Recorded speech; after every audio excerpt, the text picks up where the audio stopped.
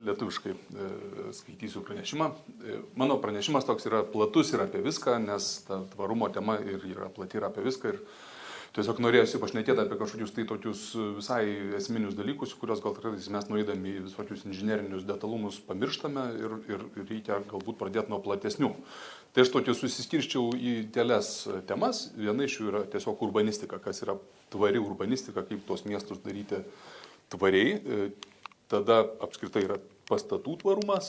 Pastatų tvarumas yra kita tema, nes tenais yra ir architektūrinis kažkoks tai sprendimų tvarumas, yra inžinerinis arba konstrukcinis.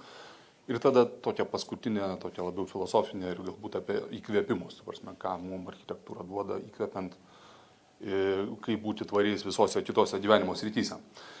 Tai mūsų miestai, Vilnius, pavyzdžiui, apskritai, mano supratimu, yra suplanuoti netvariai. Ir tai yra modernistinio, sovietinio planavimo pasiekmė. Jie yra monofunkciškai planuoti. Visa šiaurinė miesto dalis yra iš esmės planuota kaip gyvenamoji, visa pietinė miesto dalis yra planuota kaip industrinė. Ir tai reiškia, kad visi žmonės visą laiką turėdavo važiuoti didelį atstumą iš tos vietos, kur gyvena, į tą vietą, kur dirba. Tai dabar tos industrijos miestuose jau kaip ir nebeliko.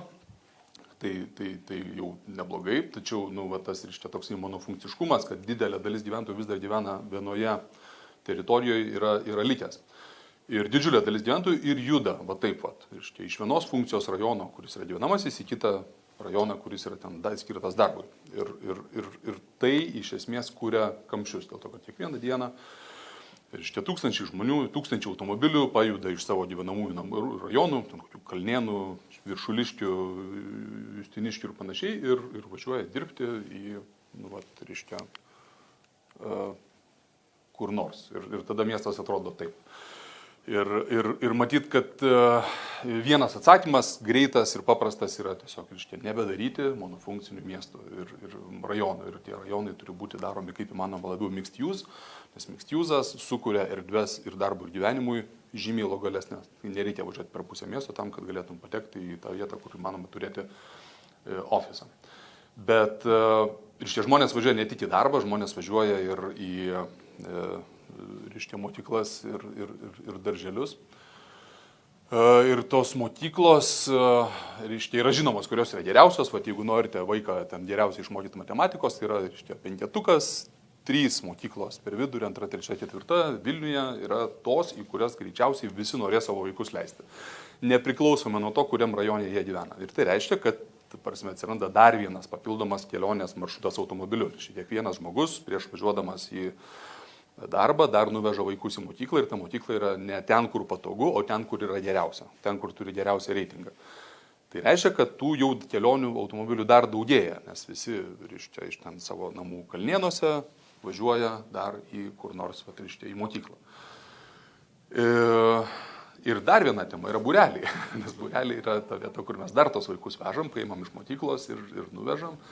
Ir tada visas tas, reiškia, mūsų, tarkim, tradicinio gyventojo Kalnėnuose maršrutas atrodo taip, kad važiuoji ten į Žirmūnų gimnaziją, kur yra pačiam viršui, tada važiuoji kažkur į Naujamiestį, kur yra ofisas, ten, tarkim, koks nors, reiškia, ten startup ofisai iš Vitrigailos gatvėje, tada po to važiuoji paimti vaiko į Žirmūnų galą ir veži į moksleivių centrą, kur yra visokie būreliai, tada kitą perveži vaiką į ten kur nors, vis dar atrodo centre, bet tenais yra stadionas Žvėryno apačioj, kur galima pasportuoti. Ir tokiu būdu tų kelionių gaunasi labai labai daug, kad to pasiekoje mes galų gale ir turime tą miestą, kuris atrodo taip ir jau nebe tik ryte ir vakare, bet ir jau tam tikras valandas jau iki darbo pabaigos, nes ten tos vaikus reikia suvežioti ir netgi iki darbo pradžios. Tai kažkaip tai, matyt, esminiai dalykai šitoje vietoje ir pamokos, kurias reikia išmokti yra, tai kad vėlgi miestus reikia planuoti tvariai. Tai reiškia, kad geras mokyklas reikia išdėlioti tolygiai per visą miestą, nes jeigu jos ten bus keliose vietose, tai bus blogai, susidarys kamščiai, arba ten, nežinau, slėpti mokyklų reitingus, daryti juos valstybinę paslaptim. Ta prasme, kad visos mokyklos plius minus galėtų būti vienodai geros, bent jau būtų galimybės daryti vienodai kažkaip tai geras. Ir tokius objektus, kaip, pavyzdžiui, moksleivių rūmai, matyti, irgi reikėtų bandyti planuoti kaip įmanoma labiau lokaliai atskiruose rajonuose, nes tik tada atsiras galimybė tiem vaikams pėsčiom pasiekti tuos būrelių vietas, reiškia lankyti savo popamokinės veiklas ir nesukurti didžiulių kamščių. Aišku, galima lankyti visus tos būrelius, važiuojant juos ten viešuoju transportu, bet tas viešasis transportas nėra iki galo patogus, intuityvus ir išvystytas, arba galbūt tenais jo naudojasi vyresni vaikai, nuo kokios 7-8 klasės, bet ir šitie pradinukai, 1, 3, 4, 5 klasė, jie vis dar yra vežiojami automobiliais, ko pasekoje miestas yra jūra asfalto. Aš greitai tokį paprašiau suskaičiuoti ChatGPT, koks yra apytikris asfalto kiekis kvadratiniais metrais Vilniuje, tai yra 15 milijonų kvadratinių metrų, tai yra 15 kvadratinių kilometrų, palyginimui Paryžiaus oficialus plotas yra 105 kvadratiniai kilometrai ir iš esmės Vilniuje asfalto vien tik tais yra tik 7 kartus mažiau negu apskritai viso Paryžiaus plotas. Paryžiaus turiu omeny tą centrinę dalį, be visų priemiesčių, 20 arondisamentų, tai skaičius yra didžiulis. Iš esmės mūsų visa infrastruktūra, visas miestas yra didžiaja dalimi pritaikytas automobiliam ir tie skaičiai plečiasi, nes automobilių daugėja, būrelių daugėja, gyventojų daugėja ir mes iš esmės nelabai galime spręsti tradiciniais būdais, gerindami automobilių infrastruktūrą. Ir ką mes turime derinti? Mes turime derinti alternatyves susisiekimo priemonės. Dviračiai yra vienas iš jų, Kopenhagos pavyzdys yra absoliučiai įkvepiantis ir mums irgi taip reikėtų daryti. Čia mes bandėme daryti dviračių takų jungtis Rygoje, viename konkurse, kur ten sujungėme pusę miesto, salą viduryje, pajungėm universitetą su nauju kvartalu, kurį planuojam ir kaip ir viskas galbūt kada nors ir vyks. Ir dviračiai yra vienas iš susisiekimo būdų ir tikrai neblogas, jis ten turi iššūkių, žiemą per šlapdribą galbūt važiuoti yra ne taip malonu, bet yra įpročio ugdymo klausimas ir jeigu mes ten tiek vienam žmogui į dviračio balnakrepšį įpratinsime turėti kažkokį tai pončą, kurį jis gali užsidėti tada, kai lyja, tai tiesiog tas įprotis pradės keistis. Kitas yra viešasis transportas ir tas viešasis transportas yra taip pat labai svarbus vystyti intuityviai. Aišku, mūsų miestas labai plačiai išdrikęs, platus, todėl yra iššūkių, yra susijęs su investicijomis viešai transporto, jo išlaikymu. Bet matyt, be to niekaip kitaip neįmanoma. Tai yra tvarios urbanistikos gairė esminė. Dabar ką dar galima daryti tvariai planuojant miestą, ne? Čia yra vaizdelis iš Kopenhagos tos pačios, kur visi vandens tie frontai yra išnaudojami, ne? Ten galima maudytis, ten yra pirtis, ten galima tiesiog daryti viską ir miesto gamtinių savybių išnaudojimas lemia, kad žmonės to miesto nepalieka. Nesusiformuoja kamščiai, bandant išvažiuoti iš miesto penktadienį vakare, nes yra ir mieste ką veikti.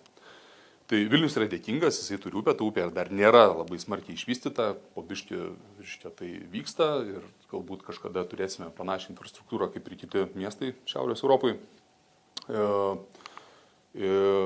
Bet Vilnius taip pat yra dar labai žalias ir tai yra dar vienas dalykas, kurį mes matyt turėtume išnaudoti. Tas absoliučiai unikalus šitas daiktas.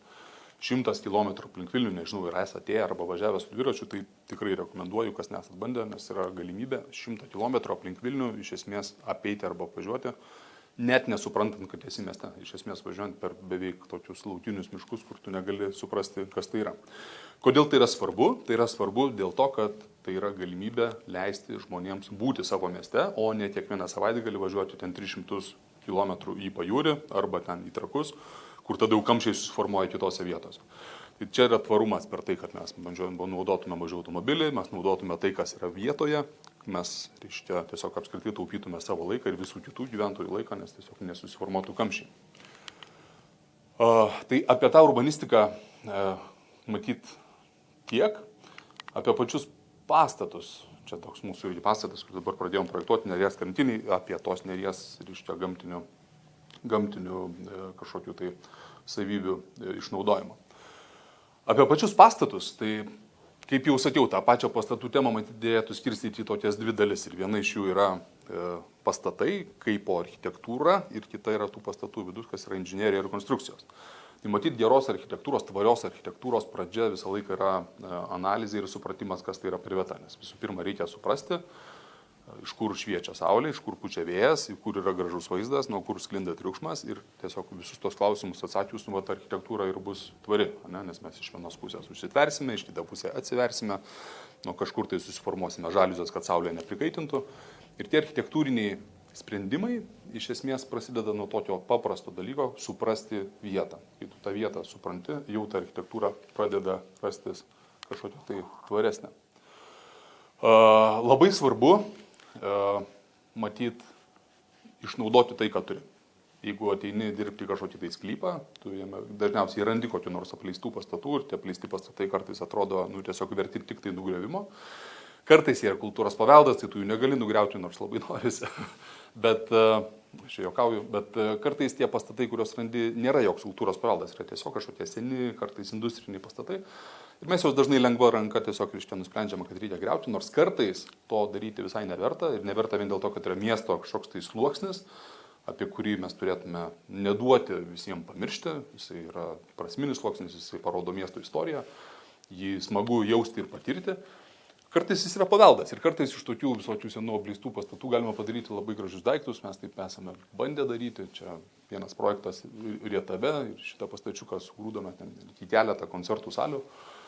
Ir tai matyti yra būdas elgtis teisingai. Pati statyba iš savęs yra ne tokia labai tarši, bet labai tarši yra pramonė, kuri gamina žaliavas statybai. Tai va tas betono panaudojimo klausimas, kad jeigu tu gali panaudoti kažką, kas jau yra pastatyta, yra labai labai svarbu, dėl to, kad cementas yra ta, kas generuoja 5% turbūt viso pasaulio CO2 emisijų yra iš cemento gamybos. Cementas yra naudojamas betonui, todėl iš esmės kiekvieną kartą, kai statome ko nors naujo iš betono, tai tas CO2 pėdsakas yra tiesiog labai labai ženklus. Ir šitoj vietoj reikia stengtis panaudoti tai, ką turime. Jeigu įmanoma panaudoti konstrukcijas, jas reikia panaudoti. Jeigu jau neįmanoma tų konstrukcijų panaudoti, reikia tą betoną kažkaip vis tiek palikti, nevežti, naudoti ten kelių sluoksniam ir panašiai. Ir tai yra vėlgi kaip čia tvarus būdas elgtis. Man visą laiką labai tas dermė aplinkoje atrodė irgi toks tvarumas. Net nežinau, kodėl, dėl to, kad pastatai gražiai gaunasi, kai jie dera aplinkoje, bet turbūt taip pat yra dėl to, kad jie dera aplinkoje tada, kai jie naudoja vietinės medžiagas, kai jie, iš esmės, yra maži ir kuklus, nes kam statyti daugiau, jeigu galima statyti mažiau. Ir kai jie labai minkštai sodina į aplinką, kai mes darome maksimaliai daug minkštų dangų, šitie žolė, visokie šitie, kaip jie vadinasi, apskritai minkštos dangos, per kurias gali susigerti vanduo, mes darom net rinkelių jūrą, o iš esmės viskai sodinam labai labai minkštai, tam, kad tas jungtis su gamta būtų pati minimaliausia. Ir čia yra būdas elgtis vietinės medžiagos, panaudoti tai, ką randame sklype ir būti maksimaliai mandagiems su aplinka, kuri supa, su reljefu, kuri supa. Mes nestatykime to namo ant kalno, mes statykime tą namą tarp kalnų. Kad tas įsiterpimas būtų maksimaliai mandagus ir korektiškas. Naudokime vietinius augalus ir vietinius gyvūnus irgi pradeda praturtinti ir visai gražiai atrodo šalia tos architektūros. Kartais tie architektūriniai uždaviniai yra dar sudėtingesni, bet juos vėlgi padeda spręsti gamtinę situaciją. Pavyzdžiui, tas pats reljefas, šitoje vietoje nacionaliniam parke Ignalinoje, sporto salę turėjome užduoti paslėpti ir mes tiesiog įkirtome į reljefą ir tokiu būdu ten tikrai išsprendė labai daug problemų, ne tik tai aplinkos sauginių, bet ir taip pat funkcinių, nes visa ta salė, būdama smarkiai žemiau negu esamas žemių lygis, jinai natūraliai yra vėsi ir šilta žiemą ir vėsi vasarą ir ten tikrai laukiame, kada objektas bus pastatytas. Daug tų klausimų yra inžineriniai.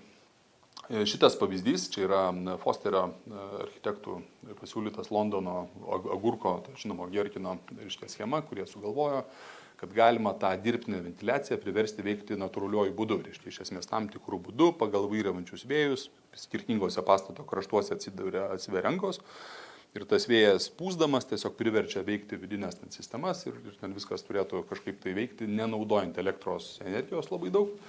Šita sistema neveikia, ją išjungė po poros metų veikimo, jinai ten buvo visiškai eksperimentinė, čia pradėjo birėti, tos atsidarančios angos, ten kilo tiesiog grėsmė.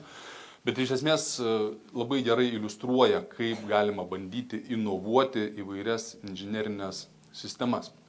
Tos inžinerinės sistemos yra absoliučiai matyti nėra klausimų, jos visos privalo būti tvarios, mes ten turime daryti kranus, kurie ten išsijungia su davikliu, mes turime daryti šviesos daviklius, kurie įsijungia šviesa tik tada, kai ten į patalpą užeina žmogus, mes tiesiog iš esmės matyt, tai kalbam apie visas sistemas, nuo šildymo, va, tai ką čia girdėjom prieš tai Panasonico prezentacijoje, šviesos, vandens taupimo ir panašiai, lietaus surinkimo, viso to duomenų rinkimą ir apibendrinimą. Bet kas dar labai svarbu, ir čia šitam ofise mes tokį irgi turėjome ofisų pastate, kurį dabar šiuo metu statome, iššūkį tiesiog padaryti statybą labai greitą ir greita statyba taip pat yra apie tvarumą. Iš esmės, jeigu galime padaryti, kad statyba, kuri iš esmės nėra tvarus daiktas, kenkia visam rajonui, važinėja sunkvežimiai, gyvenimo kokybė šiek tiek krenta. Jeigu ją galim padaryti per pusę metų, o ne pusantrų metų, tai iš esmės yra tvarus prieimas prie problemos. Ir jeigu yra galimybė tą daryti, tą reikia daryti, tą padaryti padeda technologijos. Tos technologijos yra, surenkamas daiktas, kuris atvažiuoja į vietą, iš karto pasistato, užtikrina patį greičiausią, patį draugiškiausią aplinkai statybos būdą. Ir matyt, kad galbūt tokių bus ateityje ir daugiau. Ir konstrukcijos. Konstrukcijos jau šiek tiek valėtum, kalbėdami apie betoną. Betonas yra nelabai tvarus, nes cementas technologiškai gaminamas yra labai aukštose temperatūros. Aukštos temperatūros duoda, ten tas kepamas klinkeris, po to malamas duoda didžiulės CO2 emisijas, todėl jį reikia panaudoti.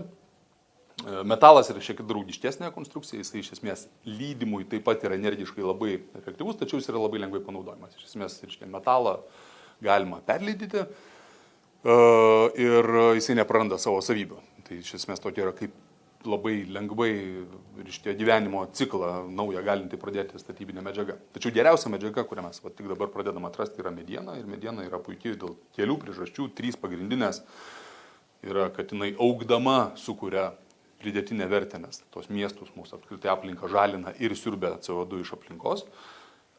Kitas dalykas, kad atrodo gražiai ir jinai augdama ir tą CO2 užlokindama savyje iš esmės jį užrakina, jis nebepatenka į aplinką, jis tampa statybinę medžiagą.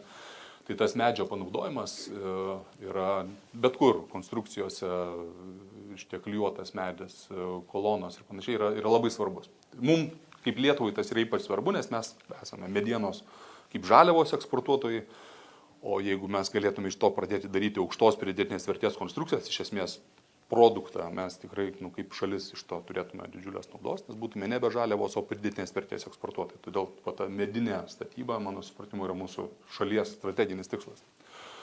Tai čia irgi keletas pavyzdžių, kaip mes bandome žaisti su medinė architektūra, medinių konstrukcijų architektūra ir kaip tai yra svarbu, ypač tose vietose, kurios yra jautrios gamtiškai, Kuršių nerija, prie vandens, prie miško, prie gamtos, prie upės ir panašiai. Vietinės medžiagos, aišku, ne tik tai konstrukcijos, apdailojos taip pat matyt gali būti naudojamos. Ir aš bandžiau savo suskaičiuoti vieną tokį daviklį, duomenį kaip čia išvestinį. Ta prasme, ar pinigai turi CO2 pėdsaką. Ir man atrodo, kad turi, nes aš visą laiką galvodavau, viskas kainuoja, tos tvarios sistemos, tvarios medžiagos, jos lyg tai kainuoja brangiau negu įprastinės. Ir jeigu jos kainuoja brangiau negu įprastinės, o pinigai turi CO2 pėdsaką, ir tikrai jas yra iki galo tvaru naudoti. Tai susiskaičiavau, paėmiau, padauginau pasaulio visą GDP, kuris yra ten $100 trilijonų iš per metus pasaulio generuojamo CO2 pėdsako, kas yra 37 milijardai tonų. Ir gavau, kad iš esmės $1 išleidimas bet kam kuria maždaug 370 kubinių centimetrų CO2 pėdsaką. Toks pat yra. Tai nėra labai daug, iš esmės, tarkim, $10,000 ten mes išleisdami, generuojam 2 kilogramus CO2, kas nėra daug. Tai yra, kaip nuvažiuoti 100 km nuo Vilniaus iki Kauno užsipildus pilną baką benzino. Bet jisai tą turi. Kitas dalykas yra, kad statybų industrija yra ne pati taršiausia, yra transporto industrija, šildymo, elektros gamybos ir tada jau statybų. Ir labai dažnai reikia prisiminti kelis dalykus, kad architektūros tikslas yra įkvėpti. Prasme, nes esmė bus pasiekta tik tais tada, jeigu visi 8 milijardai žmonių, kurie gyvena planetoje, kažkaip tais padarys po mažą pokytį savo kasdieniuose įpročiuose, ir tada va tie pirmi du didieji CO2 gamintojai, kas yra transportas ir elektra bei šilumos gamyba, reiškia smuks šitose pagrindinėse industrijose. Bet tam visi 8 milijardai žmonių arba kaip įmanoma daugiau jų turi daryti pokytį kiekvieną dieną, kiekviename savo kasdienėme įprotyje. Ir architektūra matyt turi tą galią įkvėpti. Ir tai yra ypač svarbu mūsų Šiaurės Europoje, nes toks labai politiškai nekorektiškas, bet mums yra labai lengva suprasti, kodėl reikia tvarkyti atliekas, šiukšlės. Mes noriai tą darom, mes rūšiuojame, mes valom upes, akcija darom, yra pati populiariausia turbūt viešoji akcija Lietuvoje. Nes mums patinka ta mūsų šiaurietiška gamta, švarios upės, švarūs ežerai ir mes tą labai gerai ir aiškiai suprantam, dėl ko mes tą darom. Tačiau klimato atšilimas ir klimato kaita mums nėra emociškai labai lengvai limpanti tema. Daug žmonių sako, koks čia climate change, tai yra climate improvement. Pas mus galų galia bus šiek tiek šilčiau, turėsim kažkokį pietų Prancūzijos klimatą. Baltijos jūra bus labiau Viduržemio jūra. Todėl emociškai mes, būdami saugus tokie, ne Bangladešė, kuri gali užlieti, esame emociškai žymiai mažiau susikabinęs už tą temą. Ir architektūra šitoje vietoje, kaip jau minėjau, turi pareigą įkvėpti, keistis, parodyti kryptį, kaip tą daryti, kaip žalinti miestus, kaip kurti, nežinau, mišką netikėtoje erdvėje ant stogo.